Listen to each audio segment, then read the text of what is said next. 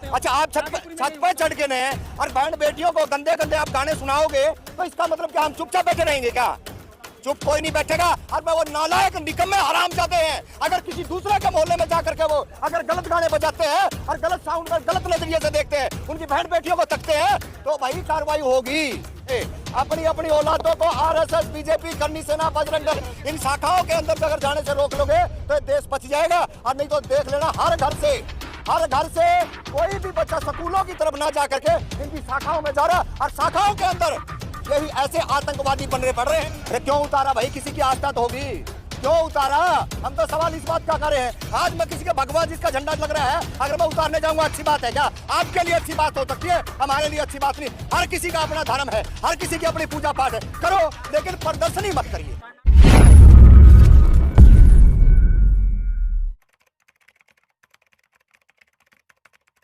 इन्होंने हर जगह एक ही काम किया है कि हिंदू मुस्लिम में बांटिए, जातियों में बांटिए, जाट गैर जाट करिए, जैसे हरियाणा में हुआ। तो ये सारे का सारा एजेंडा इनका है कि अब इनकी सांसें अटकी हुई है यूपी के अंदर। आप लोग जानते हो अच्छी तरह से जिस तरीके से सांसें इनकी अटकी हुई है, इन्होंने किस तरीके से चुनाव जीतना है, और ये चुनाव जीतने का एक हथकंडा है। क्या हिंदू जो अपनी शोभा यात्रा में नहीं निकाल सकता उत्तर प्रदेश में? अरे कौन रोक रहा है आपको? आप कोई पत्थर नहीं बरसा रहा। आप बताइए ना, किसी ने पत्थर बरसाया? आप वहां पे हर चीज दिख रही है, आप पत्थर दिखाओ ना। पत्थर कहीं पर भी नजर नहीं आ रहा है। ये झूठ जितने प्रोपगंडे बीजेपी आरएसएस के लोग इस देश में फैला रहे हैं। अरे मैं तो कह रहा हूं आपसे 10 कदम पीछे जब पुलवामा हमला हुआ था तो यहाँ पे कम से कम भी 50 से ज्यादा कैमरे लगे, और आदमी जो वाइट देने वाले थे मुश्किल से मुश्किल 10, और पूरे देश के अंदर एक प्रोपगंडा तैयार किया था। और इसी तरीके से सियाना के अंदर क्या हुआ, यही तरीके से ये हर चीज को एक प्रोपगंडा बनाते हैं हिंदू मुस्लिम करके इस देश के अंदर भोली भाली जनता को। और एक जवान देखिए जिसको इतना उकसाया और वो उकसाए में आकर के एक धर्म का झंडा उतारने के लिए पहुंचा। इससे बड़ी बेशर्मी की बात क्या होगी? झंडा उतारने की सजा गोली मार के हत्या की जाएगी। किसने गोली मारी है? आपने देखा भाई किसी ने गोली मारी है? ये पोस्टमार्टम रिपोर्ट आई है। गोली मारने वाला कौन है? क्या वहां के जो पुलिस प्रशासन है, सरकार है, ये स्पष्टीकरण क्यों नहीं दे रही है? आप उकसाओगे, आप गोली मारोगे, और जिसके घर पे आप झंडा उतारने गए आप उसको इन्वॉल्व करके उसको जेल की सलाखों के पीछे डालोगे। आपने तमाम इस देश के अंदर आप उधर से लग जाइए, जम्मू कश्मीर से लेकर के कन्याकुमारी तक जितने दलित हैं, पिछड़े हैं, माइनॉरिटी के लोग हैं, उनको कूट कूट कर जेलों में भरने का काम किया, और इसके सिवा आपने कुछ नहीं किया। मतलब धर्म की यात्रा ना निकाले। अरे निकालो, हम कब करे हैं? आपका धर्म है। अगर आप 4-4, 5-5 घंटे ऐसा नंगा नाच करते हो, चाहे वो सुबह का टाइम हो, चाहे वो रेलगाड़ी का टाइम हो, रेलगाड़ियों में क्या होता है, अगर कोई आदमी गलती से अगर रोड के ऊपर या गाड़ी के स्टेशन के ऊपर अगर 2 मिनट की 5 मिनट की नमाज पढ़ ले तो तुम्हारे पेटों में दर्द होने लग जाता है। इस देश के अंदर हर इंसान को, हर धर्म को अपना अपना जो सम्मान देना चाहिए, और तभी आप सम्मान पाओगे। अरे मुहर्रम की यात्रा तो आप वो भी निकालते हैं, वो दिक्कत तो करते नहीं कभी वो मुहर्रम की यात्रा निकालते हैं तो वो दिक्कत नहीं करते। ये इन्होंने कौन सी दिक्कत करी? अच्छा, आप छत पर चढ़ के ने और बहन बेटियों को गंदे गंदे आप गाने सुनाओगे तो इसका मतलब क्या हम चुपचाप बैठे रहेंगे क्या? चुप कोई नहीं बैठेगा। और मैं वो नालायक निकम्मे हरामजादे हैं, अगर किसी दूसरे के मोहल्ले में जाकर के वो अगर गलत गाने बजाते हैं और गलत साउंड में गलत नजरिए से देखते हैं, उनकी बहन बेटियों को तकते हैं, तो भाई कार्रवाई होगी। क्या आपके घर पड़ोस में कोई चला जाए ऐसे, कोई भगवा झंडा लहराए, कोई हरा लहराए, और कोई जो खालिस्तान ये सरदारों का लहराए, तो क्या कहोगे आप? क्या करोगे? जवाब है क्या आपके पास में? अभी क्या प्रोपगंडा किया था बीजेपी के लोगों ने? मैं कह रहा हूँ किसान आंदोलन, भाई ये इंडिया के ये लाल किले के ऊपर है। क्या हुआ था? पूरी दुनिया ने देखा कौन झंडा फहराने वाला था। क्या उसकी फैक्ट फाइंडिंग आई?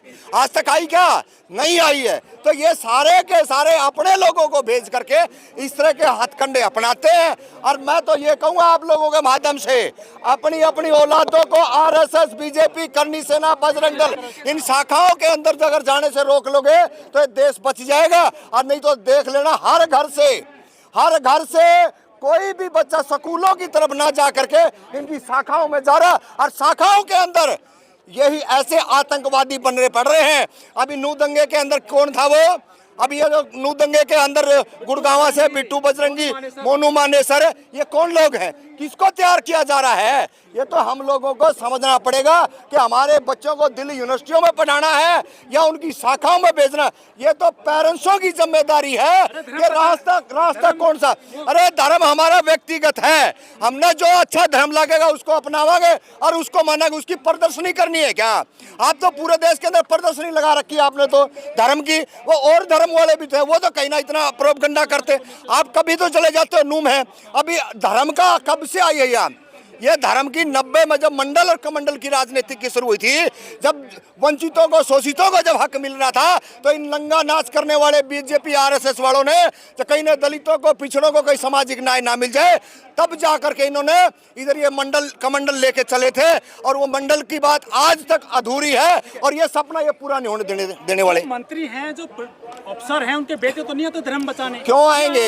क्यों आएंगे? उनको पता, जो 8वीं 10वीं 12वीं जो पढ़ा हुआ किसान मजदूर का बच्चा है ना, आतंकवादी तो उसको बनाना है, क्योंकि ना तो वो ढंग से लड़ाई लड़ सकता, ना ढंग से वो अपनी बात कह सकता। अरे हम तो गांव देहात से यहाँ आगे ना तो बोल रहे हैं। और आज भी जो ऐसे आतंकवादी है गांव देहात के अंदर, जो धर्म की बात करके ना अपने जो वंचित शोषित पीड़ित समाज के बच्चे उनको जो ना बाहरी ना निकलने दे रहे, ये सारे का सारा जो दबंग लोग हैं और जो बीजेपी आरएसएस से टच हैं वो करवा रहे हैं। बाकी किसी की हिम्मत और कोई औकात नहीं है। शोभा यात्रा में बहुत भीड़ हो गई है ऐसे युवाओं की, इनको कहाँ से खाद पानी मिल रहा है? ये खाद पानी आप देख लो ना भाई। आपको जब दाह संस्कार मनीषा वाल्मीकि का होता है तो आप रात को पेट्रोल डाल करके आग लगाते हो, और वही दाह संस्कार अब दूसरे दिन क्या होता है? अगले दिन आपने देखा ना कि उसको रोका गया है, बाकायदा रोक करके, और सुबह तक का इंतजार करा और लाठी डंडे से लैस करवाया गया पब्लिक को, ताकि इस देश के अंदर हिंदू मुस्लिम की एक नफरत की बड़ी खाई खोदी जा सके। लेकिन 2018 में चंदन गुप्ता की भी हत्या कर दी गई थी कासगंज में, उत्तर प्रदेश में।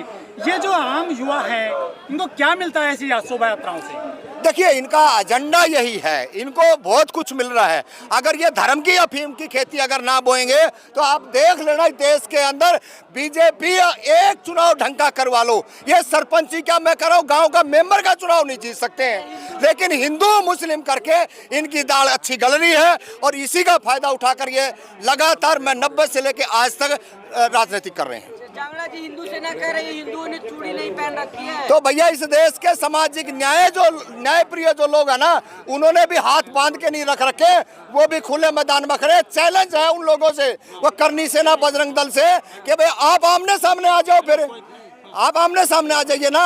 आप ऐसे भोले भाड़े अशिक्षित लोगों को गुमराह करते हो, जो बिल्कुल मजदूरी करने वाले लोग हैं, उनके बच्चों को जो 8वीं 10वीं में है, उनको शाखाओं में ले जाके आप लाठी चलाना सिखा रहे हो। अरे मैं तो तब आपको धर्म का ठेकेदार मानता जब आप कलम चलाना सिखाते उनको, आप लाइब्रेरियों में भेजते उनको, आप सामाजिक बात करते। अरे आप तो इस देश के अंदर नफरत भरी बातें कर रहे हो, और इससे कोई फायदा नहीं होगा।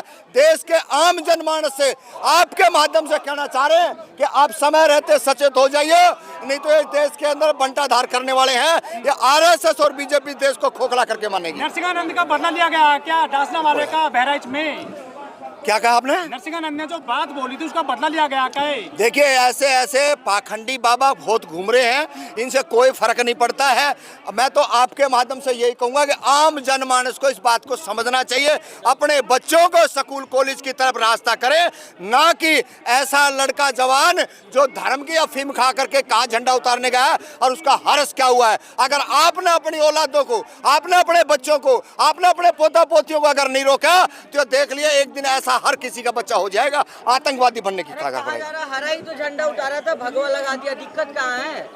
अरे क्यों उतारा भाई? किसी की आस्था तो होगी, क्यों उतारा? हम तो सवाल इस बात का कर रहे हैं। आज मैं किसी के भगवा जिसका झंडा लग रहा है अगर मैं उतारने जाऊंगा, अच्छी बात है क्या? आपके लिए अच्छी बात हो सकती है, हमारे लिए अच्छी बात नहीं। हर किसी का अपना धर्म है, हर किसी की अपनी पूजा पाठ है, करो, लेकिन प्रदर्शनी मत करिए। कर्नाटक हाईकोर्ट ने कहा है कि जय श्रीराम चिल्लाएंगे कोई फर्क नहीं पड़ता। क्या चीज? मस्जिद में जाके जय श्रीराम अगर बोलते हैं तो कोई दिक्कत नहीं होनी चाहिए, कर्नाटक हाईकोर्ट का कहना है। देखिए, ये कर्नाटक हाईकोर्ट ने कहा, ये भी गलत है। क्यों कहें? ये कोर्ट का फैसला नहीं है, कोई तुकलगी पर फरमान हो सकता है। भाई आप किसी के मंदिर पर जाके अल्लाह अकबर कहोगे, अच्छी बात है क्या? उनकी अपनी आस्था है। हाँ, अगर आपका दोनों का समन्वय बनता है, आप दोनों एक साथ बैठ के बातचीत करते हो, ठीक है। लेकिन अलग अलग धर्म के अलग अलग पंथ के लोग हैं, उनको अपनी अपनी आस्था, अपना अपना एक सिस्टम होना चाहिए।